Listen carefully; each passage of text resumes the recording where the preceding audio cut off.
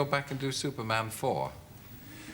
Never say never again. Yes. Sean Connery found that out, didn't he? Yeah. So you can't make promises. The problem is that you can do James Bond, well, you send him to the health farm and play him 50, whatever.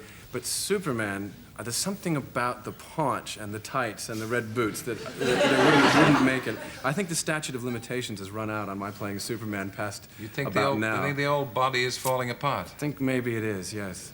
It's falling apart in that certain kind of macho muscle builder way, you know? Because I don't do anything heavier than lift a wine glass now, you know? But did you have to work very hard at the God. the pectorals?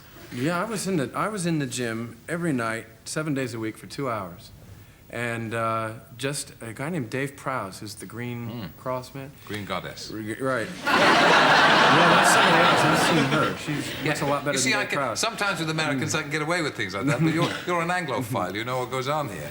So he taught you how to get your body. What, Yeah, were you a he showed 7-stone weakling before that? 13.5 stone weekly. Yes. But he showed up on the first day and said, right, do these. And then he took another job and went off to Tunisia. And later on, when he took the credit for it, deserved, but nevertheless, I had to go to the gym and do all the work. And it was something that I find really grotesque. I think a lot of sweaty guys staring at themselves in the mirror and it's like really disgusting. So I won't have any of that. I mean, the old pumping iron. You didn't have pump the iron? No. I sail a boat and ski down a hill and fly a glider, and I flew my plane across the ocean one time. I lost more weight flying my plane alone, meaning solo. Every time I say I flew my plane alone, they always say, who went with you? I said, no, alone, across the Atlantic. Mind you, this wasn't Lindbergh, but the sheer terror factor on a couple of legs of that trip, I lost more weight doing that than I ever did in the gym. I was on a leg across from Iceland, aiming for Glasgow via the Outer Hebrides. Everything was going well, except I suddenly realized that 3.5 hours out of a 5-hour trip, and the Outer Hebrides were not appearing anywhere near where they were supposed to. And while I could hear Scottish control, they couldn't hear me. And I suddenly thought, I wonder, well, Europe's a big place. Let's get out the map. Let's see where we might be here. Anywhere on the board to win, right? So I took a look and I said, well, maybe I went to Ireland. I don't know. Yeah, maybe I'm in Ireland. So I call up Irish control, and sure enough, I'm 50 miles west of Shannon.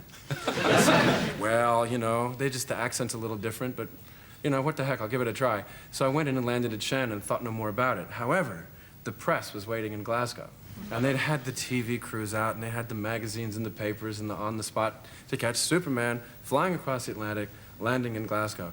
And when I missed and ended up in Ireland, they had a field day. They took me... You do pursue the macho things, though, the flying and all that stuff, even if the old muscles are beginning to collapse a bit. I didn't know that, I don't know, maybe flying's macho. I've never thought of it as such, because macho to me is a deliberate sort of flaunting of masculinity as a kind of way to keep women separate. And I think that one of the things that's nice about flying, particularly flying antique planes that I do and gliders and stuff, is it brings people together. Flying is about families, it's about boyfriends and girlfriends, it's about taking your grandmother up. It's not it's not that old flyboy from the war kind of thing anymore. Would you like to see yourself in the leather thing with the glasses? I just did a movie, as a matter of fact, called The Aviator, in which I fly a 1926 Stearman. I think it's the first time that an actor's done his own flying. They used to let Steve McQueen drive his own motorcycle. So you do your own stunts? But yeah, I did everything except the part where it says it flies through the trees, the wings come off, and crashes in a heap. I did everything except that bit. I'll let someone else do that. Yeah. People do say that you're no fun anymore. You won't try these things. No. I'm a dead bore. It's a pleasure to meet you, Christopher. Okay. Thank you for coming. Thank you.